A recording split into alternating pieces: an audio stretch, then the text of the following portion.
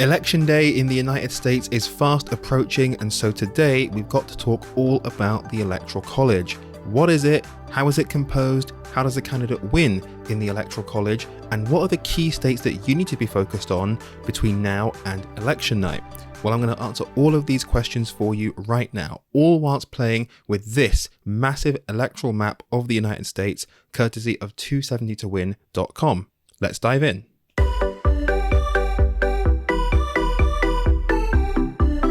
This is the voting system used in the United States to determine the winner of the presidential election, which takes place every 4 years. And it's very important to understand from the off that Americans themselves don't elect the president. Instead, the president is elected by a body known as the Electoral College. So then, how is the Electoral College composed? Well, each state sends a certain number of electors to the Electoral College. This number is equal to each state's congressional delegation, which is in turn proportional to each state's population. For example, California, right here, sends 52 members to the House of Representatives. You add on 2 senators, which every state gets, and that gets you to 54. So California gets 54 Electoral College votes. In contrast, a state like Wyoming sends only 1 member to the House of Representatives. You add on 2 senators and you get 3. So Wyoming gets 3 Electoral College votes, and that is the smallest number of votes any state can have. Washington, D.C. is not a state, but it was awarded 3 Electoral College votes in the 23rd Amendment in 1961.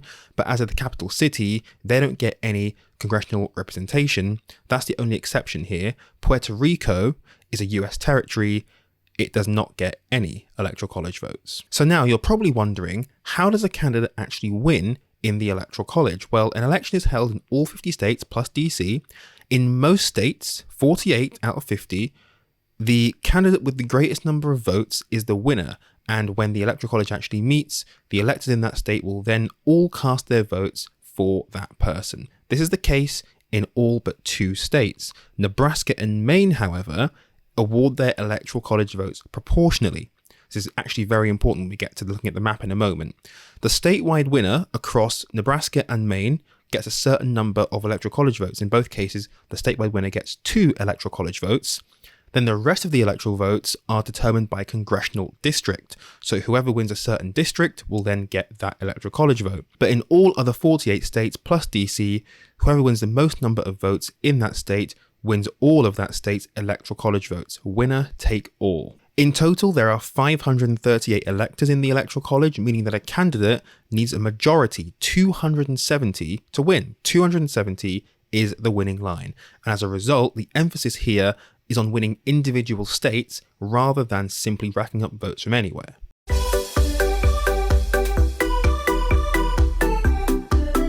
So now, let's begin by taking a look at the map from 2020. Why was Joe Biden able to defeat Donald Trump 4 years ago? Here's the map. This is the final result. You'll notice that some of the numbers on here are slightly different from what I showed you before. So California in 2020 had 55 electoral votes.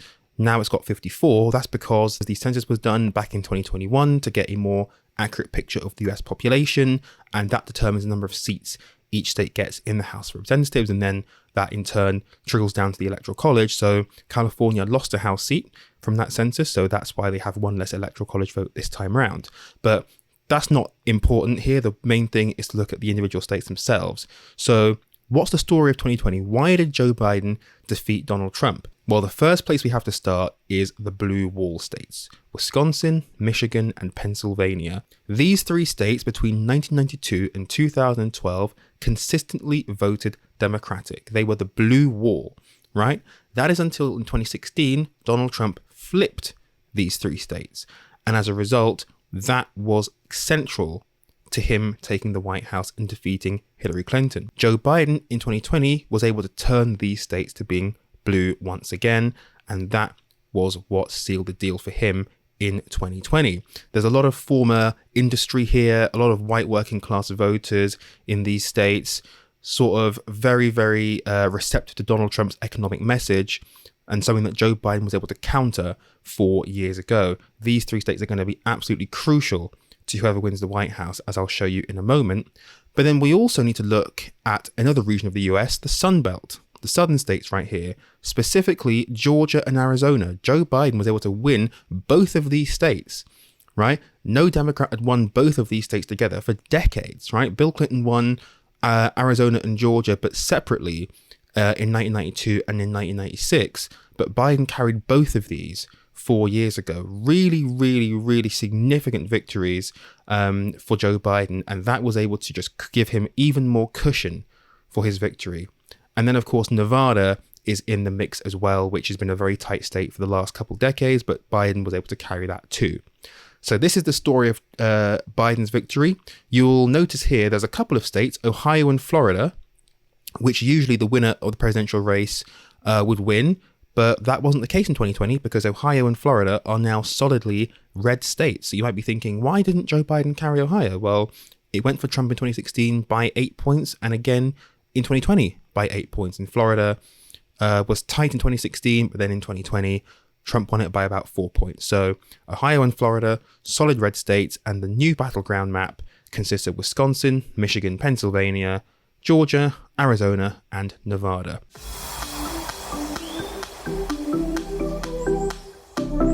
So now we have the 2024 map in front of me, and you can see here that all the states that I pointed out just now are once again going to be the key states for 2024. The blue wall: Wisconsin, Michigan, Pennsylvania, Nevada, Arizona, Georgia, and an additional state, North Carolina. We'll talk more about that in a moment, but North Carolina could be crucial. If Harris is to win the White House, she may need a victory in this state. Right, let's play around with this map. And I think the easiest way for me to talk you through this is to talk about it through the lens of Pennsylvania. Pennsylvania, it is the biggest prize among the 7 battleground states. It is essentially a must-win for both candidates, especially for Trump.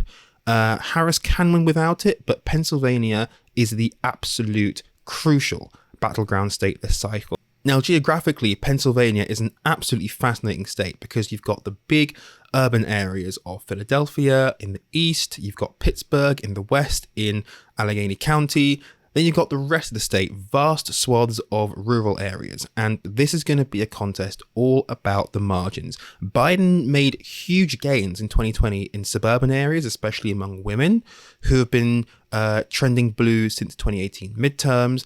And he was able to make further gains in urban centers as well.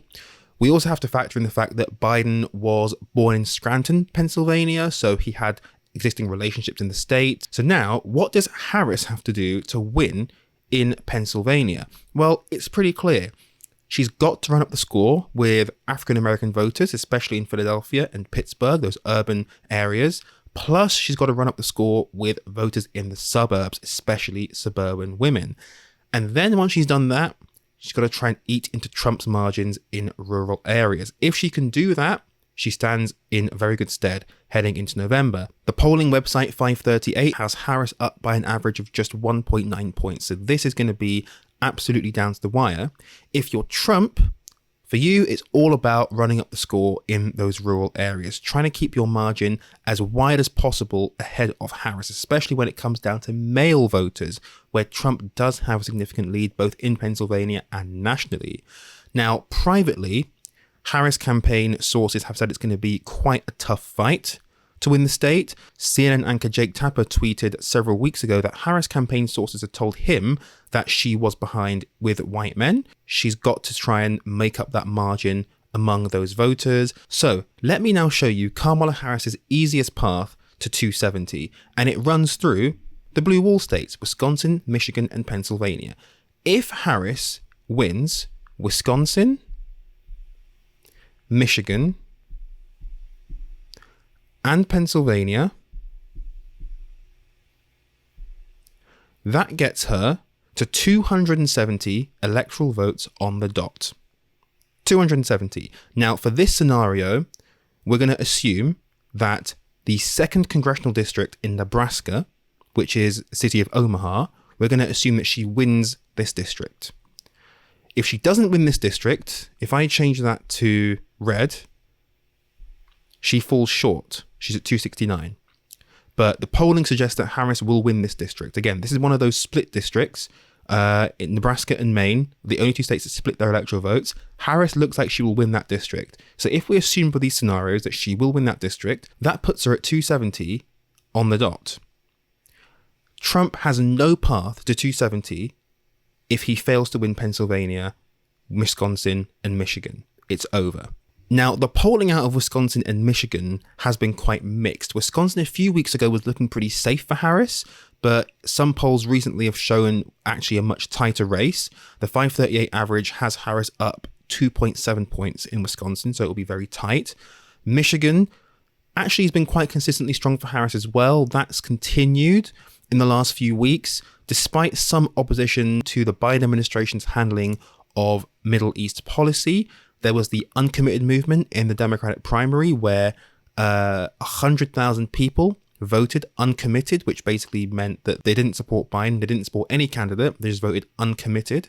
That wasn't far off Biden's 150,000 vote winning margin that he got 4 years ago. So some jitters there in the campaign.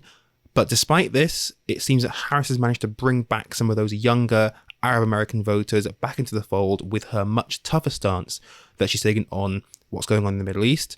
And she's now ahead in Michigan. The 538 average has her up at about 2.5 points. So just under Biden's winning margin from 4 years ago.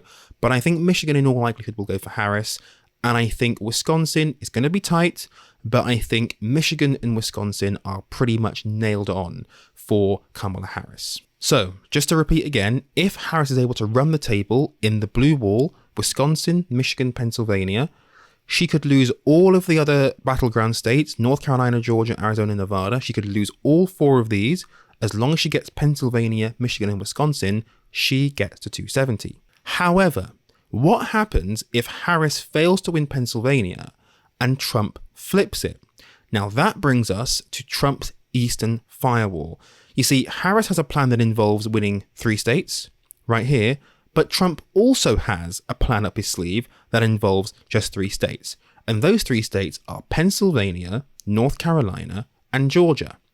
So if I reset this map, if we give Trump just these 3 states alone, Pennsylvania, North Carolina, and Georgia, look at that. That gets Trump to 270 electoral votes on the dot. It's game over for Harris. Now, Georgia and North Carolina, again, these are both absolutely fascinating battleground states. North Carolina has been a battleground in the last few cycles. Obama won it in 2008, but ever since it has gone Republican. The Harris campaign is very confident about their chances there for 2 reasons. First, demographic-wise, North Carolina has got a very sizable black population. According to ABC News, 21% of its citizen voting age population is black, and of that 21%, 83% support Harris. The other thing happening in North Carolina, which is just completely ridiculous, there's a gubernatorial election. There's a governor's race. And the GOP candidate, Mark Robinson, he is, let's say, he is in big trouble. That might be the understatement of the year. Have a look online after you've finished watching this video. Democrats are really hopeful that this scandal could potentially tip Harris over the edge as well. It's a dead heat in North Carolina, according to the 538 average, but if Trump is able to cling on to it, that would put him one step closer to the presidency. Now, moving along to Georgia, this is actually one of the newer battleground states. Biden miraculously carried it in 2020 by 11,779 votes, a margin of just 0.23%. And on top of that, there were 2 Senate races that year, and both of them went to Democrats. Similarly to Pennsylvania, Harris's path to victory in Georgia will be by running up the score in urban areas. So pretty much Atlanta in Fulton County, plus drawing voters in the Atlanta suburbs, and then by trying to close the gap with Trump among voters in rural areas. Harris and her running mate Tim Walz visited some rural areas in the state of Georgia that no Democrat had ever been to. But again, they're not trying to win those areas. They're just trying to close the gap with Trump. Now, the average from 538 does give Trump a 1-point edge, well within the margin of error. So to recap, if Trump is able to carry these 3 states, Pennsylvania, North Carolina, and Georgia, he gets to 270 electoral votes on the dot. And the Trump campaign is going all in on this 3-state strategy. And it illustrates again why Pennsylvania is crucial to both candidates' paths. It is no accident. The Trump campaign has booked more than $64 million of TV ad time just in Pennsylvania between September 10th and Election Day. That is as much as in Arizona, Wisconsin, and North Carolina combined. Crazy amounts. The Harris campaign spending even more, $77 million of TV ad space just in the state of Pennsylvania. And that's because both campaigns understand that if they want an efficient path to 270, they need to win Pennsylvania. It's absolutely essential. Let's discuss our final 2 battleground states on the map, Nevada and Arizona. First, Nevada. It's been a battleground since 2004. Bush won it back then. Obama won it in 2008 by 13 points, but ever since then, that margin has shrunk considerably to the point where Biden only won it in 2020 by less than 2.5%. Now, the 2 most populous counties in Nevada are Clark County in the south, which is home to Las Vegas, and then you have Washoe County in the northwest, which is home to Reno. 89% of the state's population lives in these 2 counties, and Biden carried them both in 2020.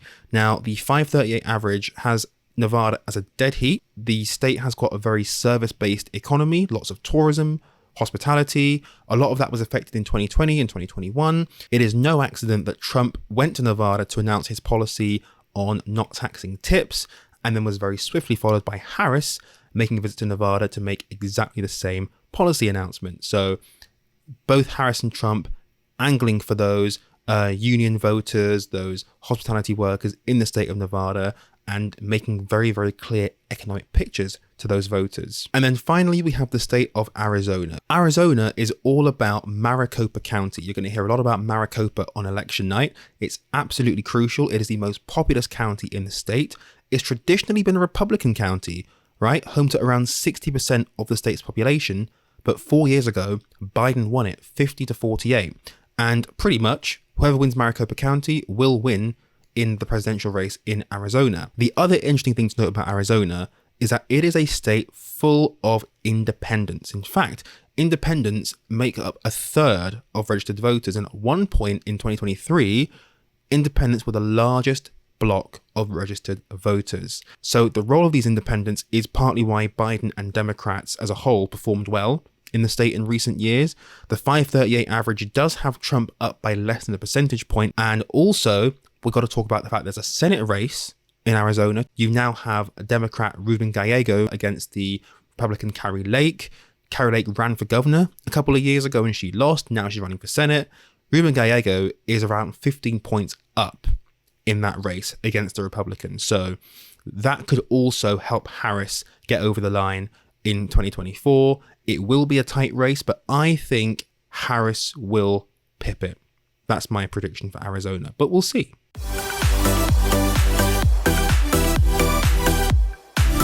Now, let's say Harris doesn't win Pennsylvania. How does she get to 270 without it? Well, she would, assuming she wins Wisconsin and Michigan, she would have to win one of North Carolina and Georgia, plus one of Arizona and Nevada. Let me show you. Let's say Harris wins North Carolina. That gets her to 267. She would then need one of Nevada or Arizona. Either's fine. Let's say she wins Nevada. That gets her to 273 Electoral College votes. That would be enough to put her over the edge. But remember, she needs to pair one of these 2 with one of these 2. She can't just win. Let's say we give Harris Arizona, but she fails to win North Carolina. You can see that's not enough. Trump still gets 270. This is why it's the Eastern Firewall. This is why Trump's going all in on this map. Because even if Harris was to win Wisconsin, Michigan, Nevada, Arizona, that alone is not enough. She has to win one of Pennsylvania, North Carolina, or Georgia. So again, if she wins Pennsylvania, that's the easiest path. But if she wins North Carolina, that puts her over. Georgia is also 16 votes. So either one of these, plus just one of these two, right? Just one of these two. So if she, let's say Trump for some reason wins Arizona, Harris is still on 273 because she's got one of these two, Nevada plus North Carolina. So that would be enough to get her over the line. If Trump doesn't win Pennsylvania, though, it is impossible for him to win unless he flips one of Wisconsin and Michigan and runs the table of the Sunbelt states. Let me show you. So if Trump doesn't win Pennsylvania, let's give Pennsylvania to Harris. So Harris starts on 245. Trump then would have to win all of the Sunbelt states. So let's give him North Carolina, Georgia, Arizona, Nevada. Trump has to win one of Wisconsin or Michigan if he wants to win the presidency. This scenario, I would say, is actually quite unlikely because in the polling, it does look like Pennsylvania is voting to the right of Wisconsin and Michigan, right? And Harris is looking really strong in both of these. Wisconsin, yes, it's quite tight, but I think relatively speaking, Pennsylvania is going to be Harris's trickiest one. If she wins Pennsylvania, she's almost certainly going to win Wisconsin and Michigan. So if Harris wins Pennsylvania, it is pretty much game over. There is no path to 270 for Donald Trump. But in this scenario, let's just say Trump was able to carry Michigan. That would then put him over the line at 283. If he were to carry Wisconsin, that would also be enough. He just needs to win one of these two to get over the line if he doesn't win Pennsylvania. But that is not a very likely scenario, which is why, again, Trump is doubling down on the Pennsylvania strategy, whereas Harris has got a lot more options, okay? And again, we really need to make clear, Pennsylvania for Harris, absolutely vital, because, just to reiterate, Wisconsin, Michigan going blue for Harris, Nevada and Arizona going blue for Harris, not enough. That only gets to 268. Which is why Pennsylvania is absolutely essential. Without Pennsylvania, she needs to win either North Carolina or Georgia. And I actually think the likelihood is, Kamala Harris will need to win North Carolina just in case Pennsylvania goes red. And I suspect Pennsylvania may actually end up going red because I think the advantage among white men that Trump has is going to be quite big. And the internal polling is not looking good for Harris in Pennsylvania. The public polls are good. Internally, not so good. So she may need a win in North Carolina. If she does, she doesn't have to win Pennsylvania. She can afford to lose it. As long as she gets one of Nevada and Arizona.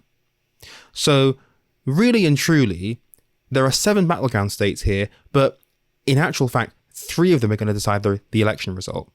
It's all going to come down to Pennsylvania, North Carolina, and Georgia. Because if Harris wins that, it's pretty much over because she can get these 3. If Trump wins that, holds North Carolina, but then flips Georgia back, he wins.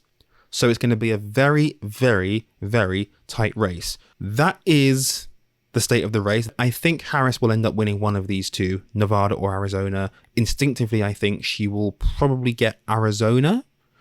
And I think Nevada might flip, but we'll see. And I think out of Georgia and North Carolina, I think North Carolina is most likely to flip.